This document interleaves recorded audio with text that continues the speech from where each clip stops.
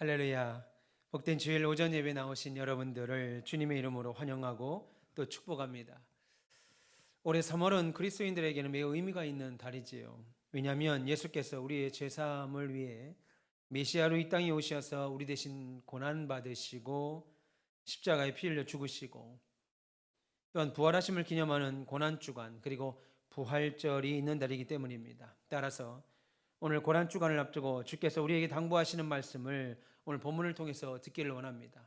물론 다음 주일 종려주일이 있습니다만 다음 주일은 우리 러시아 선교 후원 주일로 지켜서 선교사님이 오셔서 주일 낮에 말씀을 전하시기에 제가 종려주일을 한 주 당겨서 우리가 말씀을 좀 나누려고 합니다.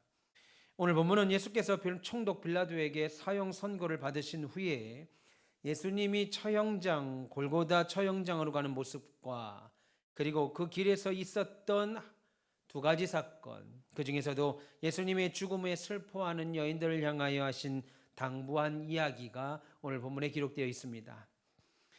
특별히 오늘 본문에 나오는 구레네 시몬에 대한 기사는 두 가지 내용 중에 하나였던 구레네 시몬에 관한 기사는 마태복음 27장과 마가복음 15장에도 다루고 있는 내용입니다. 그럼에도 특별히 슬퍼하는 여인들을 향한 예수님의 권면의 말씀은 오직 오늘 본문인 누가복음에만 기록되어 있는 독특한 기사라고 볼 수 있습니다. 그러면 울고 있는 여인을 향해서 오늘 주님께서 하신 말씀이 무엇이었을까요? 오늘 본문 말씀을 통해서 슬픔의 길에서 예수님이 하신 말씀이라고 하는 제목으로 하나님 말씀을 선포할 때 슬픔의 길에서 하신 주님의 명령이 오늘 2024년의 고난주간을 맞는 우리에게 어떤 의미를 주는지 함께 살펴보시기를 주님의 이름으로 축원합니다. 예수께서 십자가를 지시고 골고다 처형장까지 가신 길은 라틴어로 비아 돌로로사라고 말합니다. 우리말로 하면 고난의 길, 슬픔의 길이라고 부르지요. 그래서 해마다 이 고난주간이 되면 전 세계의 수많은 사람들이 신자들이 예루살렘을 방문해서 2000년 전 예수께서 실제로 가신 그 길, 이 비아 돌로로사 슬픔의 길을 자신도 걸으면서 눈물을 흘립니다. 어떤 사람은 실제 크기의 십자가 나무를 제작해서 그 가파른 길을 오르기도 합니다. 한때 우리나라를 포함해서 전 세계에 놀라운 반향과 흥행을 성공시켰던 영화, 우리말로는 그리스도의 고난, Passion of the Christ입니다. 이 영화를 보면 이 비아 돌로로사 슬픔의 길을 아주 자세히 보여주고 있지요. 그 장면을 보고 있으면 이 슬픔의 길에서 정말 많은 일이 일어났을 것 같다는 생각도 들게 됩니다. 물론 천주교 신자였던 감독이 이 영화를 찍은 덕에 이 비아 돌로로사에서 예수가 넘어질 때 마리아의 모습이 조금 더 부각됩니다. 제가 인도에 살 때 이 영화가 개봉됐었습니다. 제가 인디아에서 사역을 할 때, 그래서 청년들을 데리고 극장에 가서 이 영화를 봤는데요. 앞에 테레사 수녀회 회원이었던 수녀들이 한 50여 명 정도 우리 한 세 번째 앞줄에서 이제 영화를 함께 보고 있었습니다. 한 5, 60명이 와서 영화를 보는데요. 이 비아 돌로로사에서 예수님께서 넘어지시고 무너지십니다. 채찍을 맞습니다. 그러자 마리아가 담벽에 숨어 있다가 계단에 보이지 않는 그 그림자 속에서 숨어 있다가 예수님이 넘어질 때 마리아가 뛰쳐나갑니다. 안쓰러워서 어쩔 줄 모르고 입을 막고 나갈까 말까 하는 그런 모습에 수많은 5, 60명이 되는 이 테레사 수녀의 수녀들이 번떡 일어나서 마리아여 마리아여 외치며 눈물을 흘리는 장면을 저 또한 기억합니다.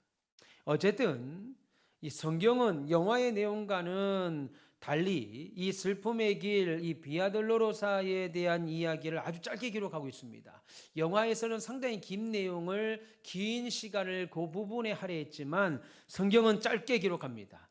오늘 본문인 누가복음을 제외하고 다른 복음서들은 그냥 한 줄 정도로만 나올 뿐이고, 그러나 오늘 누가복음은 이 슬픔의 길에서 일어난 사건을 두 가지나 기록하고 있습니다.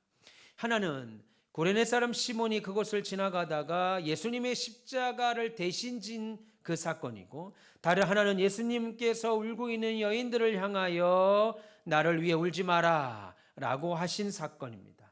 먼저 여러분 밤새 온갖 매를 맞고 고문을 당하셔서 그 엄청난 무게의 나무 십자가를 도저히 질 수 없을 정도로 육체적으로 쇠약해지신 예수님을 대신해서 십자가를 지었던 구레네 사람 시몬의 내용이 먼저 나오지요.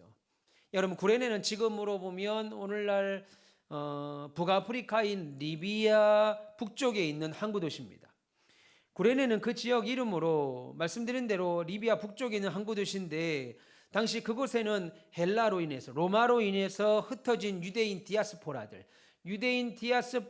많이 살고 있었습니다. 아마도 이 시몬은 유월절이 돼서 절기를 지키러 그 구레네에서 예루살렘에 왔을 겁니다. 그에게는 알렉산더와 루포라고 하는 두 아들이 있었지요. 그런데 로마서를 보시면 놀랍게도 이 두 아들 중에 한 아들의 이름이 거론되는데 사도 바울이 이 아들 중에 루포를 향해서 한 명이었던 루포를 향해서 주 안에서 택하심을 입은 자라고 말하고 심지어 그 루포의 어머니 다시 말해서 오늘 십자가를 대신 지었던 구레네 사람 시몬의 아내 성경에 이름도 나오지 않지만 로마서 16장 13절을 보시면 바울이 루포의 어머니자 오늘 십자가를 지었던 구레네 시몬의 아내였던 이 여인을 향하여 내 어머니다라고 소개합니다.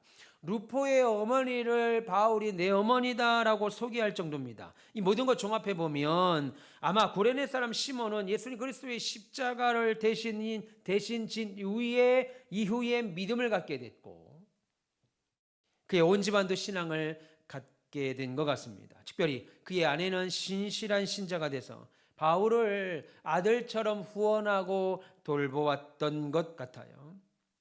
십자가를 진 시몬은 아들인 루포에게 자녀들에게 자신이 경험한 일을 계속 들려줬을 겁니다. 시간이 날 때마다 들려줬을 겁니다. 그 당시 교회에서 아마도 예수님의 십자가를 대신 진 사람으로 많은 존경 또한 받았을 거라고 생각합니다. 그 중에서도 이 구레네 시몬이 중요한 이유는 오늘 본문에 보면 예수님의 슬픔의 길에서 유일하게 하신 말씀을 가장 가깝게 들었고 그리고 골고다 언덕 건너까지 올라가면서 예수님께서 아마 그 가는 길에서도 계속하여 하나님의 나라를 말했고 설명했고 기록은 없으나 당신이 믿음의 당신이 하실 말씀을 오늘 구레네 사람 시몬에게 하셨고 그 말씀을 아마도 교회에 전해 주었을 것입니다. 예수님이 교회들에게 당부하는 말씀이었겠지요.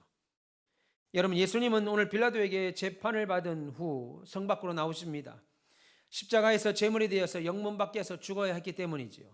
그것도 돌에 맞아 죽는 게 아니라 극악무도한 죄인들만 받는다고 하는 십자가에 달려 죽으셔야 했습니다. 그러나 예수께서 자신의 십자가를 지고 가는 과정에 육체적으로 너무 쇠약하고 힘들었습니다. 그 무거운 십자가를 도저히 지고 갈 수 없게 되자 그 당시 그 자리에서 예수님의 십자가의 행렬을 보고 예수 외에도 두 명의 강도가 더 있었지요. 그 행렬들을 보고 있었던 구레네 사람 시몬이 로마 병정에게 택함을 받아서 예수님 대신 십자가를 지었고 그리고 골고다까지 걸어 올라갔고 예수님은 결박된 채 로마 군병에게 끌려갔을 겁니다. 그리고 그때 많은 사람들이 그렇게 가시는 예수님의 뒤를 따랐는데 그 중에서도 여인들이 많았습니다. 여러분 그 여인들은 가슴을 치며 울며 예수님을 따라갔습니다. 여러분 그 이유가 뭐겠어요? 성경에 보면 많은 여인들이 예수님께 죄사함을 입었습니다. 은혜를 입었습니다. 우리가 잘 아는 것만 해도 가늠하다 현장에서 잡혀서 돌에 맞아 죽을 뻔한 여자가 어떻게 예수님께 용서함을 받았는지 우리가 잘 아시지요. 또한 시몬 바리새인 집에서 눈물로 예수님의 발을 적시고 머리털로 닦은 여인 기억합니까? 바리새 시몬은 예수님을 초대해 놓고 정작 예수님의 손발을 씻을 문도 주지 아니하고 한두 방울의 향수도 뿌려주지 않았습니다. 그러나 이 여인은 달랐지요. 그래서 예수님은 자신의 발에 눈물을 흘린 그 여자의 눈물에 대해 많이 죄사함을 받은 자가 용서함을 받은 자가 그를 사랑한다 라고 말할 때 50데나리온과 500데나리온 빚진 자의 예를 들면서 이 여인의 행동을 칭찬하셨습니다. 그렇게 주님께 은혜를 받은 많은 여인들이 사랑하는 예수님이 죽는다. 예수님이 이제 우리와 함께하지 않는다. 예수님이 이제 십자가에 달려서 고통스럽게 돌아가신다는 사실에 슬퍼하며 울며 따랐던 거죠. 예수님은 오늘 로마군 군병들에게 끌려가면서 뒤에서 오는 여자들의 통곡 소리를 그래서 들으셨습니다. 수많은 여인들이 엉엉 울며 따라왔습니다. 그런데 놀라운 말, 그래서 그 여인들을 향해서 예수님은 뭐라고 말하냐면 예루살렘의 딸들아, 그렇게 말합니다. 물론 이 말씀은 예루살렘에 사는 여인들에게만 국한된 말이 아닙니다. 예루살렘의 딸들아 라고 말한다고 지금 예수님을 따라가고 있는 그 여인들에게만 하신 말씀이 아니고 이스라엘의 모든 여인들을 총칭하고 이스라엘 백성 전체를 가리키는 표현이자 오늘날 이 시간 나와 예배하는 저와 여러분 모두를 포함하는 말씀입니다. 그런데 놀랍게도 이 슬픔의 길에서 뒤따라오는 사람들에게 예수님께서 하신 첫 말씀은 나를 위해 울지 말라, 그 말이었습니다. 본문 27절에 보면 백성과 및 그를 위하여 가슴을 치며 슬피 우는 자의 큰 무리가 따라오는지라. 그리고 28절에 이어서 뭐라고 그럽니까? 예수께서 돌이켜 그들을 향하여 이르시되 예루살렘의 딸들아 나를 위하여 울지 말라, 그렇게 말씀합니다. 여러분, 예수님께서 십자가를 지고 가시는 길에 큰 무리의 백성이 따랐고 많은 여인들이 예수님을 따르고 있었습니다. 물론 그 중에는 예수라는 사람이 십자가에 못 박힌다라고 하는 사실 때문에 구경 따라온 사람도 있었을 것이고 호기심으로 따라 나온 구경꾼들도 상당수 있었을 겁니다. 그러나 본문의 말씀처럼 예수님을 사랑하여 슬피 우는 여인들도 매우 많았습니다. 이 여인들은 예수님이 사형 판결을 받으시고 고통 중에 십자가를 지고 가시는 모습을 보고 슬픔을 주체할 수가 없었다고요. 그런데 오늘 본문의 주님은 자신이 처형을 당하러 가시는 그 길에 이 여인들을 바라보시면서 지금 앞으로 끌려가시다가 이 여인들이 뒤에서 엉엉 울어대니까 잠시 가는 길을 멈추고 뒤를 보면서 뭐라고 말씀하셨냐면 나를 위하여 울지 말라, 그렇게 말씀합니다. 예수님은 오늘 본문에 분명히 우리들에게 뭐라고 그럽니까? 나를 위하여 울지 말라고 하셨습니다. 그런데 매년 어때요? 고난주간이 되면 전 세계의 신자들이 예루살렘의 슬픔의 길로 찾아와 이 비아돌로로사라는 그 길로 찾아와 예수님의 죽으심을 생각하며 울며 걷습니다. 그러면 여러분, 여기서 우리가 생각해야 될 것이 하나 있지요. 왜 예수님은 뒤따르며 울며 뒤따르는 수많은 사람들에게 울지 말라고 하신 거예요? 여러분, 단지 슬픔에 잠긴 자들에게 위로를 주기 위함입니까? 부모가 아픕니다. 그럼 자식이 엄마, 아빠, 아프지 마. 그리고 울어요. 우리 자식들이 그랬습니다. 우리 아내가 아프면 막 우리 아들들이 막 울어요. 울지 마라고 울어요. 그럴 때 아내가 뭐라 그럽니까? 괜찮아. 부모님들 뭐라고 그래요? 괜찮아, 약 먹으면 난다, 큰 거 아니다, 괜찮다. 그러면 예수님도 지금 뒤따르는 여인들에게 나를 위하여 울지 마라 라고 하는 이 표현이 우리가 자녀들에게 하는 것처럼 괜찮아, 너희가 보기에 내가 어떨지 모르지만 난 괜찮다, 그러니까 너무 슬퍼하지 마라, 이 말입니까? 아니죠. 이 말 아닙니다. 실제 예수님은 지금 울지 마라 라고 명령하십니다. 예수님은 울지 마라, 나를 위하여 울지 마라 라고 명령하시는데 우리말 성경이 이것을 매우 고상하게 번역을 했죠. 나를 위하여 울지 마라. 더군다나 말씀을 전하는 목사인 제가 목소리까지 깔면서 이렇게 말하면 예수님이 굉장히 고상하게 하신 말씀처럼 들립니다. 그런데 원래 뜻은 무엇이냐면 나를 위하여 울지 마라, 너희들 괜찮다, 어떻게 하면 좋으냐, 나 괜찮으니까 슬퍼하지 마라, 너희들 어떻게 울지 마, 이 말이 아니고 실제 예수님은 울지 마 라고 하는 책망에 가까운 말투입니다. 여러분, 원래 뜻은 울지 마, 너희들이 이거 가지고 울 시간이 어디 있느냐, 이 말입니다. 지금 예수님은 자기를 위해 울고 있는 여자들에게 책망에 가까운 말씀을 하고 계신다고요. 물론 우리는 예수님을 위해서 울고 있는 여인의 마음을 충분히 이해하죠. 이 여인들의 눈물을 이해한다고요. 당연한 거 아니겠습니까?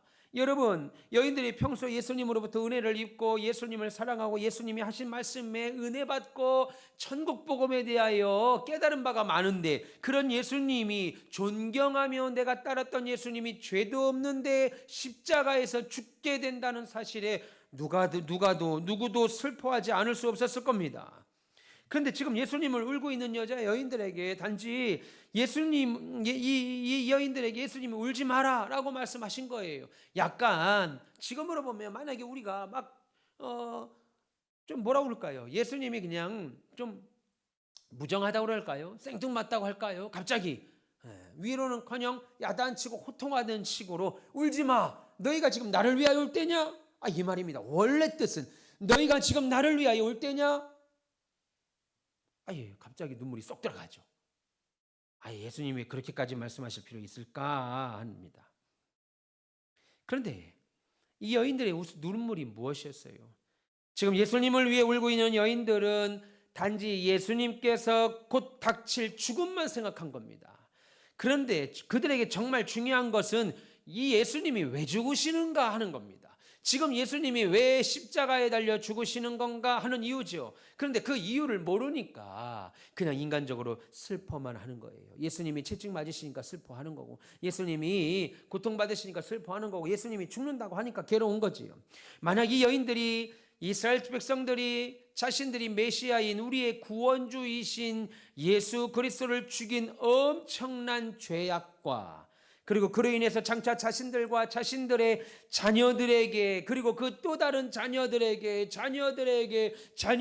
임할 하나님의 무서운 재앙과 심판을 알았더라면 과연 예수님을 위해서 그렇게 동정의 눈물만 흘리고 있을 수 있었겠습니까? 그렇지 않았을 겁니다. 그렇게 못했을 겁니다. 오히려 자신들이 저지른 그 죄악의 심각성을 깨닫고 그로 인해서 장차 자신들과 자신들의 자녀들, 그리고 그의 자녀들, 또다시 그의 자녀들, 이 나라와 이 민족, 내 나라와 내 민족에게 임할 엄청난 재앙으로 인해서 두려워 떨 수밖에 없었을 겁니다.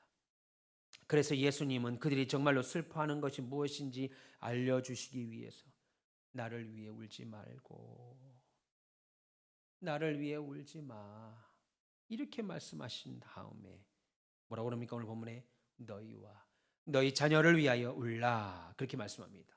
나를 위하여 울지 말고 너희와 너희 자녀를 위하여 울라, 그렇게 말합니다.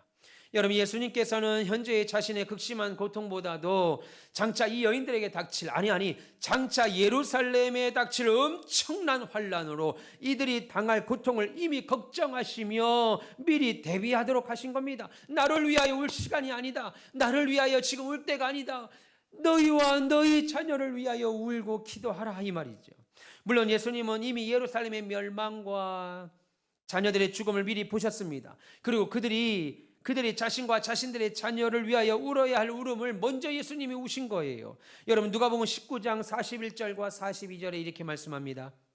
가까이 오사 성을 보시고 우심히 이르시되 너도 오늘 평화에 관한 일을 알았더라면 좋을 뻔했거니와 지금 내 눈에 숨겨졌도다 라고 주님은 예루살렘을 바라보며 슬피 우셨습니다. 하나님의 뜻을 거부하는 사람들의 미래를 보시고 가슴을 아파 슬피 우는 거예요. 눈물을 흘리신 거예요. 여러분, 또한 마태복음 23장 37절과 38절에도 이렇게 말씀합니다. 예루살렘아 예루살렘아 선지자들을 죽이고 내게 파송된 자들을 돌로 치는 자여, 암탉이 자기 새끼를 날개 아래 모은 것 같이 내가 너희 자녀를 모으려 한 일이 몇 번이냐. 그러나 너희가 원치 아니하였도다. 보라, 너희 집이 황폐하여 버림받으리라 라고 하시며 탄식하셨습니다. 그럼 여러분, 왜 예루살렘 성을 바라보시며 우셨습니까? 저 아름다운 예루살렘에 하나님의 심판이 임했기 때문에 우셨습니다. 그 아름다운 예루살렘에 하나님의 심판이 임했다. 여러분, 한마디로 예루살렘의 멸망을 미리 보시고 눈물을 흘리신 거예요. 여러분, 메시아이신 예수를 거부한 결과가 무엇입니까? 이제 그 로마의 병사들이 예루살렘 성을 포위하고 예루살렘 성전을 포위해서 돌 위에 돌 하나 남지 아니하고 모두 다 무너뜨리고 파괴할 겁니다. 예수님은 그것을 보셨지요. 그러나 이 사람들은 지금 그것을 볼 수 없으니까 자신들에게 하나님의 심판이 임했다고 하는 사실을 전혀 알지 못한 겁니다. 여러분, 이미 예수님은 아름다운 예루살렘 성전을 향해서 뭐라고 말씀하셨습니까? 돌 위에 돌 하나도 남지 아니하고 다 무너질 것이다 라고 성전을 향하여 말했습니다. 여러분, 실제로 이스라엘은 예수님이 승천하시고 약 40년 가까운 후에 AD 70년에 로마에 의해서 멸망당하지요. 여러분, 로마의 네로 황제가 통치하던 AD 66년에 로마의 속국이었던 이스라엘에서 큰 반란이 일어납니다. 요세푸스 교회사에 기록되어 있습니다. 그러자 네로 황제는 베스파시아누스라고 하는 장군과 그의 큰아들이었던 역시 장군이었던 티투스 장군을 군사들과 함께 예루살렘으로 급파합니다. 베스파시아누스와 그의 큰아들 티투스가 지휘하는 로마군은 예루살렘을 겹겹이 포위하죠. 근데 마침 그때 로마 본국에서 정변이 일어납니다. 로마 본국에서 정변이 일어나 그들의 황제였던 네로 황제가 자살을 하게 된다고요. 그래서 로마 원로회의에서는 예루살렘을 정벌하러 갔던 베스파시아누스 장군을 불러들입니다. 그리고 그를 황제로 세웁니다. 옹립하지요. 그리고 아버지로부터 예루살렘 공격을 위임받은 장남 티투스, 이 장군은 예루살렘에 남아 아버지와 함께 로마로 돌아가지 아니하고 끝까지 예루살렘을 함락시키기 위하여 남았다가 예루살렘 성을 공격하여 넉 달 후에 4개월 후에 결국 예루살렘을 함락시키고 맙니다. 그리하여 유대인들의 예루살렘 성전은 철저하게 파괴됐고 예루살렘 성안은 무자비한 살육으로 도륙으로 아비규환을 이루었습니다. 여러분, 우리가 아시는 대로 예루살렘 성전을 지을 땐 돌 위에 대리석입니다. 흰 대리석 돌 위에 황금을 깔고, 그리고 다시 돌 위에 흰 대리석 돌 위에 황금을 깔고, 돌 위에 다시 황금을 깔아서 사람들이 볼 때, 제자들이 예수께 말했죠. 예수님, 석양을 칠 때 예루살렘 성전을 한번 보십시오. 얼마나 아름답습니까? 저 아름다운 예루살렘 성전을 보십시오. 저 예루살렘 성전은 우리의 자랑입니다. 이 민족의 자랑입니다. 라고 말할 때 돌 위에 돌 하나 남지 않고 다 무너져 내릴 것이다 라고 예수님이 예언하신 대로 석양이 질 때 예루살렘 성전은 온통 황금빛으로 아름다웠습니다. 따라서 로마 군인들은 그 금을 빼가기 위하여 예수님의 예언대로 돌 위에 돌 하나 남기지 아니하고 성전을 무너뜨렸습니다. 그리고 4개월간의 포위 기간 동안에 성 안으로 어떤 음식도 들어갈 수가 없게 되어서 성 안은 그야말로 아사자들이 넘쳐났죠. 처음에는 아사자들의 시체를 먹고 그것도 모자라자 이제는 자신들의 아이를 돌아가며 삶아 먹고 마는 처참함까지 보였습니다. 여러분, 이것은 한 도시의 멸망이 아니고 예루살렘이라고 하는 도시의 멸망이 아니라 하나님의 아들 메시아 예수 그리스도를 거부한 이스라엘 나라가 망한 것입니다. 그리고 1년 뒤 AD 71년 이스라엘을 정복하고 예루살렘을 무너뜨렸던 티투스가 계산마차를 타고 로마로 돌아옵니다. 그 뒤에는 예루살렘에서 가져온 수많은 전리품 그리고 수많은 포로들이 줄을 이었습니다. 그리고 티투스의 아버지였던 베스파시아누스 황제는 자신의 입지와 로마의 건재함을 보이려 웅장한 원형 경기장을 세우는데 그것이 바로 우리가 잘 아는 이탈리아의 원형 경기장 콜로세움입니다. 그리고 지금 그 콜로세움 앞 북쪽 광장에는 이때 예루살렘 승전을 기념한 티투스 황제의 거대한 개선문이 세워져 있는데 이 개선문이 후에 19세기 프랑스 파리에서 세워진 개선문의 모티브가 됩니다. 여러분, 이 유대인들은 2000년 동안 전 세계에 흩어져서 남의 나라에서 천대와 멸시를 당하면서 살았고 특별히 독일 나치를 통해서 1933년부터 1945년 약 12년 동안 나치의 유대인 말살 정책으로 인해서 600만 명이 넘는 엄청난 이스라엘 자손들이 죽음으로 고통당합니다. 여러분, 그 당시 유대인의 전체 인구가 1100만 정도였으니 1100만에서 600만이 넘는 사람이 죽었으니 얼마나 많은 이스라엘 민족이 죽임을 당했는지 우리가 알 수 있습니다. 그러다가 1948년 8월 15일에 이스라엘이 해방되어서 회복되었지만 아시는 대로 오늘날까지 팔레스타인 안에서는 끊임없는 전쟁이 이어지고 있지요. 지금은 하마스라는 테러단체, 무장단체와 전쟁 중입니다. 여러분, 우리와 우리 후손과 우리 민족이 이런 일을 2000년 동안 이런 엄청난 고통을 당할 것을 알았다면 지금 주님이 하신 말씀, 나를 위하여 울지 말고 너와 너희 자녀들을 위하여 울라라고 하신 예수님의 말씀을 이해할 수 있었을 겁니다. 그러나 안타깝게도 2024년 오늘까지도 유대인들은 자기를 위해 자신들을 위해 전지전능한 하늘에 예수님께서 이 땅에 내려오신 것을 아직도 모르고 거부하고 있습니다. 여러분, 우리를 찾아오신 하나님의 아들 예수 그리스도를 거부하면 우리 또한 이제는 2000년이 아니라 영원히 어둠 속으로 떨어지고 맙니다. 우리 인생의 마지막 날 하나님과 영원히 등지고 지옥으로 떨어진다는 것은 2000년 전 예루살렘의 멸망과는 비교도 할 수 없는 고통이 뒤따를 겁니다. 따라서 이 시간 주님은 우리와 이 시대를 향하여 경고하십니다. 나를 위하여 울지 말고 너희와 너희 자녀들을 위하여 울라. 나를 위하여 울지 말고 너희와 너희 자녀들을 위하여 울라. 따라서 우리가 고난주간을 맞이하면서 만나는 그리스도의 십자가 고난은 단순히 동정의 대상이 아니라는 거예요. 예수님이 고통당하신 것, 채찍 맞으시고 피 흘리시고 십자가에 달리신 것에 대한 동정의 대상이 아니라는 것을 우리는 알아야 됩니다. 물론 이렇게 고난주간에 예수님께서 당하신 고난을 생각하면서 우는 울음이 나쁘다는 말이 아닙니다. 필요 없다는 말이 아닙니다. 오히려 요즘은 그리스도의 보혈, 그리스도의 피, 이런 설교들이 교회에서 다 잊혀진 지 오래돼서 고난주간이 무엇인지, 종려주일이 무엇인지, 부활절이 무엇인지, 주님이 나를 위하여 고난 받으신 것이 어떤 고통인지, 그리고 나를 위하여 다시 사시고 나 또한 부활의 소망이 있다는 것이 얼마나 감격이고 기쁜지 몰라서 눈물이 끊어진 지가 옛날인 이 시대는 오히려 이런 눈물이 귀한 때가 됐지만, 정작 예수님이 누구시고 왜 그러한 고난을 우리 때문에 당하셔야 했는가를 생각한다면 단순히 동정과 슬픔의 눈물은 주님과 어울리지 않는다는 말입니다.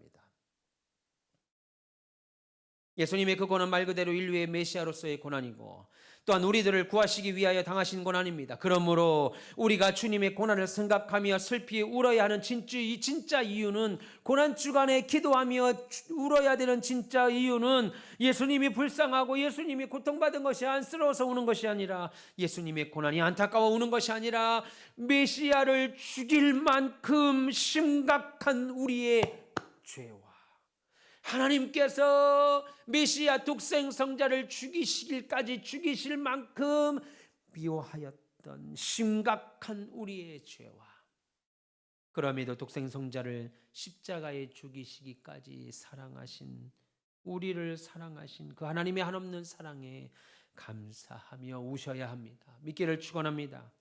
그래서 날마다 연약해서 짓지요, 무지해서 또 죄를 짓지요, 알고도 짓습니다. 적당히 무시하며, 성경 무시하며, 하나님 말씀 무시하며 살아갑니다.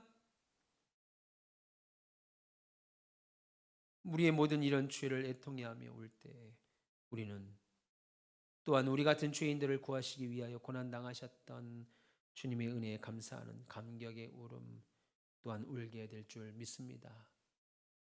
그러면 오늘 너희와 너희 자녀를 위하여 울라는 주님의 명령이 2024년을 살고 있는 우리들에게는 어떤 의미가 있을까요? 지금 예수님께서 말씀하시는 너희 자녀를 위하여 울라, 나를 위하여 울지 말고 너희와 너희 자녀를 위하여 울라는 것은 단순히 부모가 자녀들을 생각할 때 다른 자녀들보다 더 주지 못해서 안타깝고 슬퍼하고 애통하라는 의미가 아니지요. 우리 아들 학원도 제대로 못 보내고, 우리 딸 이쁜 옷도 제대로 못 입히고, 먹고 싶은 것도 못 입히고, 못 주고, 못 먹이고, 이런 것 때문에 애통하고 슬퍼하라는 것이 아닙니다. 하나님의 심판이 임박했으니 누구든지 하루속히 회개하고 돌이키라는 말입니다. 여러분이 그토록 한평생 믿음이 옳다고 보고 여러분이 예수 믿는 것이 가장 귀하다고 생각하셨다면 그 믿음을 왜 자녀들에게 전수하지 않습니까?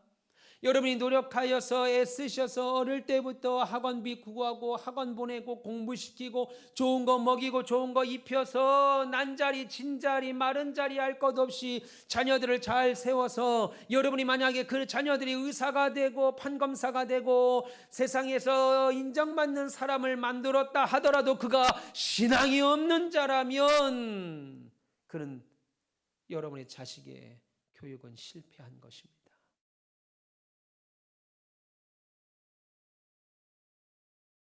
하나님의 심판이 무섭고 임박했기 때문에 여러분의 자녀들에게 여러분이 그토록 귀하다고 생각하는 믿음을 전수하셔야 됩니다. 여러분에게 믿음도 여러분들에게 좋은 학교 가고 좋은 직장을 가고 좋은 남자 여자 만나서 시집장가도 잘 가고 때로는 부모 말도 잘 듣는 그런 자녀를 만들었는데도 불구하고 그 자녀가 신앙이 없다면 하나님의 진노는 피해갈 수가 없어요. 말씀드렸습니다. 여러분 우리가 지옥에 가는 것은 죄 져서 가는 것이 아닙니다. 여러분 우리가 천국에 가는 것은 죄를 짓지 않아서 천국에 가는 것이 아닙니다. 여러분 사람들이 지옥에 가는 것은 우리의 구원주 되시는 구세주 되신 예수 그리스도를 거부했기에 지옥에 가는 것이고 저와 여러분이 천국에 가는 것은 하나님의 말씀인 성경을 믿고 그 하나님의 아들인 독생 성자를 우리의 구주로 우리의 왕으로 우리의 주인으로 영접했기에 자녀의 권세를 받은 겁니다. 믿기를 축원합니다. 죄 지었으니까 지옥 가고 죄 짓지 않고 착한 일 했으니까 천국 가는 것은 이 세상 우상들이 하는 말.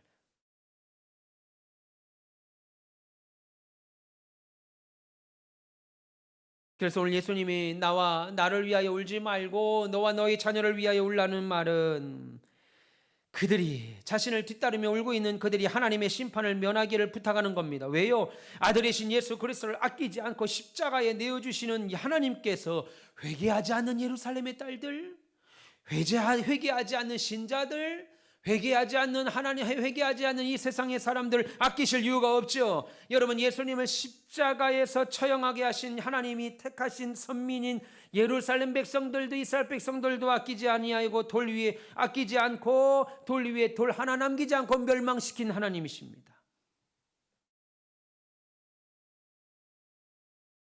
여러분은 여러분 자신과 여러분의 자녀들을 위해서 울고 계십니까? 울고 계시다면 왜 울고 계십니까? 자녀들의 신앙을 위하여 우십니까? 혹시 여러분 자신과 자녀들의 신앙 때문에 울고 계세요? 아니면 자녀들이 공부 안 하고 속색에서 웁니까? 부모 속색에서 웁니까? 결혼도 못하고 번듯한 직장도 못 얻고 신세 한탄하면 생각하면 신세 한탄만 나서 우십니까? 지금 우리와 우리 자녀들에게 정말 필요한 것이 뭘까요? 삶의 방식을 결정하는 것은 결국 참된 믿음입니다. 여러분이 세상을 살아갈 때 그 일에 결정을 짓는 것이 믿음이라 이겁니다. 여러분의 인생 노하우가 아니에요. 사람이 살다 보면 어떻습니까? 인생 노하우라는 게 생기죠. 세상 이치가 생깁니다. 이러면 돈 번다, 이러면 잘 산다, 이러면 좋은 여자, 좋은 남자 만난다, 이러면 세상에서 실수 안 하고 산다, 세상에서 이렇게 살면 인정받고 존경받고 산다 하는 인생 노하우가 있잖아요. 그러다 보니까 예수를 믿어도 이런 인생 노하우로 우리의 인생을 결정하고 산다고요. 그러나 여러분, 우리 참된 그리스도인들은 우리의 삶의 방식을 성경이 기준되어야 됩니다. 우리 참된 방식을 하나님이 기준이 되어야 됩니다. 여러분 십자가에서 죽으신 주님은 이미 부활 승천하셨어요. 그래서 더 이상 주님을 위해서 슬피 울 필요가 없다 이겁니다. 이미 예수님은 십자가에 죽으시고 부활하시고 승천하시고 이 땅에 부활 예수님 하나님 앞에 하나님 보좌 우편에 앉아서 날마다 우리를 위하여 기도하고 간구하고 계십니다. 그러다가 이제 다시 예수님은 어느 한 날 산자와 죽은 자를 반드시 심판하러 다시 오십니다. 그러면 이제 우리는 그것을 놓고 우리와 우리 자녀들을 생각하며 울어야 합니다. 진노의 날을 위하여 우셔야 돼요. 오늘 보면 29절과 30절 보세요. 보라 날이 이르면 사람이 말하기를 잉태하지 못하는 이와 해산하지 못하는 배와 먹이지 못한 젖이 복이 있다 하리라. 그때 사람이 산들을 대하여 우리 위에 무너지라 하며 작은 산들을 대하여 우리를 덮으라 하리라고 했습니다. 여러분, 여인들을 향해서 예수님께서 메시아를 죽인 유대인들이 장차 때가 되면 어떤 환난을 당하고 어떤 고난을 당하게 될지 예고하셨는데, 특별히 본문 29절에 보시면 그날이 되면 자식을 갖지 못하는 자가 복되다. 그 말을 할 때가 온다는 거예요. 심판의 때가 그렇다는 거예요. 여러분, 성경에서 잉태하지 못하는 자는 죽은 여자와 죽은 자와 같다고 말씀했는데, 심판의 때가 되면 차라리 그런 사람이 복되다. 성경에 죽은 자와 같다라고 말한 그가 차라리 심판의 때는 복되다는 거예요. 자녀 없이 혼자 죽는 것이 어린 자녀가 내 눈앞에서 고통 가운데 죽는 것보다 훨씬 낫다 이겁니다. 그래서 그때가 되면 본문 30절 보세요. 그때 사람이 산들을 대하여 우리 위에 무너지라, 작은 산들을 대하여 우리를 덮으라 소리 지른다 이겁니다. 무슨 말이에요?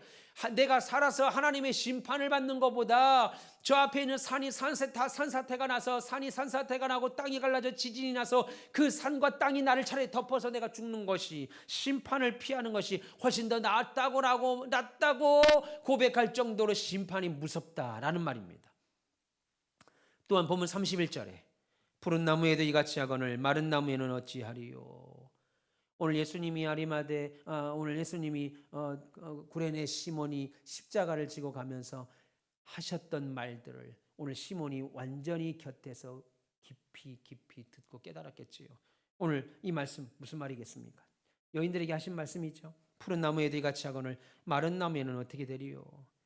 푸른 나무가 누구겠어요? 의인으로 표현된 주님도 이런 철저한 십자가의 고통을 당하셔야만 했거늘, 마른 나무로 비유되는 죄인인 저와 여러분들이 우리가 회개하지 않을 때 그 심판의 고통이 어떠할 것인가를 생각하라는 말입니다. 그러니까 여러분, 예수님의 오늘 본문의 예고는 1차적으로는 이스라엘 백성들, 예루살렘의 사람들이고, 그러나 궁극적으로는 예수님이 이 땅에 다시 오실 때 여전히 회개하지 않는 이스라엘 백성들을 포함해서 이 땅의 모든 죄인들에게 마지막 대환란을 예고하신 겁니다. 경고하신 겁니다.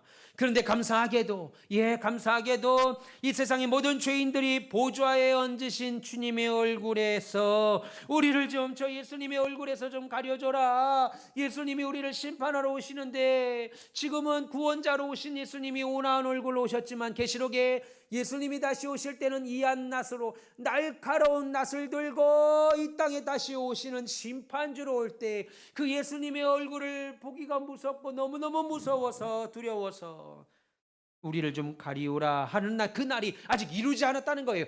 아직 당도하지 않았다는 겁니다.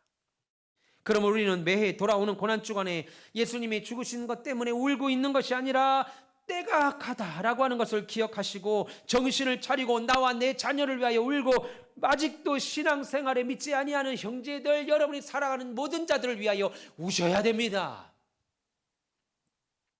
우리 그리스도인들은 하나님의 진노의 날이 반드시 역사 속에 있다는 것을, 있을 것이라는 사실을 믿고 살아가는 자들이죠. 저 천국이 실존하는 역사적 존재하고 있는 장소라고 믿는 것처럼 주의 재림도 반드시 이 땅에 이루어진다는 역사성을 믿습니다. 여러분, 죄의 문제는 예수님의 죽음 없이는 해결할 수 없었던 심각한 겁니다. 사람이 죄 문제 해결하지 못하면 영원히 멸망할 수밖에 없습니다.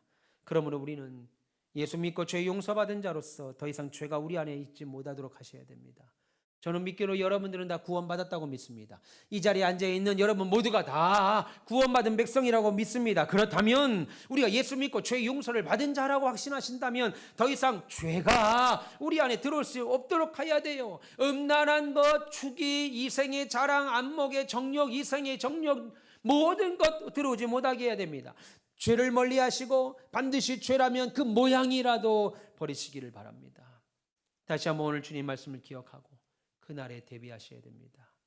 사랑하는 가온미세 별님 여러분, 예수님께서는 마가복음 10장 45절에 자신이 세상에 오신 목적을 이렇게 말씀합니다. 자기 목숨을 많은 사람의 대속물로 주기 위함이다 라고 하셨습니다. 여러분, 절대 몸만 교회당에 나와 있으면 안 됩니다. 우리 죄 때문에 우리를 죄에서 구원하시고자 고난받으시고 죽으시고 부활하시고 지금도 살아계신 예수님을 만나셔야 됩니다. 반드시 만나셔야 됩니다. 여러분, 그분과 날마다 동행하는 삶을 살아야 됩니다. 입술의 고백도 중요하고 예수님의 나를 위해 죽으셨다는 사실을 머리로 아는 것도 중요합니다. 지식적으로 아는 것도 매우 중요하죠. 그러나 예수님이 내 삶 속에서 온전히 나를 이끄시고 나를 지도하시고 내 삶에서 나를 붙들고 끌고 가실 수 있도록 우리 자신을 순종과 복종하는 그 자리까지 끌고 가셔야 됩니다. 나를 그 자리에 갖다 두셔야 돼요. 예수님이 나를 위해 죽으셨다는 사실을 우리가 믿는다면 오늘 이후 우리는 어떻게 살아야 되겠습니까?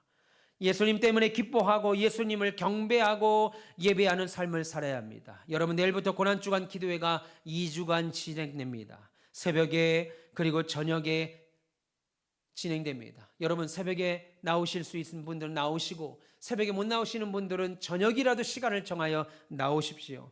여러분, 그리고 기도하십시오. 그 시간 우리의 영이 살 것이고 우리 교회가 다시 부흥하는 역사가, 성경적 부흥의 역사가 있으리라고 믿습니다.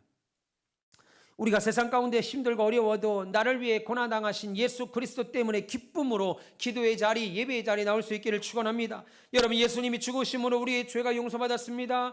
예수님이 부활하심으로 우리도 부활하여 영생에 참여하게 될 것입니다. 여러분, 예수님 다시 반드시 오십니다. 예수님의 재림은 다시 옵니다. 더디어 온다 하여 더디 믿는 자여, 경고하시죠? 여러분, 그날이 언제인지 우리가 알 수 없으나 반드시 예수님은 다시 오십니다. 이번 고난주간 인간의 죄사함과 구원과 천국을 위하여 고난받으신 예수님을 깊이 생각하시면서 마음 열고 주님을 영접하시기를 축원합니다. 세상에 사람의 몸으로 오셔서 나 때문에 십자가에 달려 돌아가신 예수, 그 고난을 기억하고 묵상하는 가운데 우리 깊은 영혼에서 영적 깨달음이 있기를 축원합니다.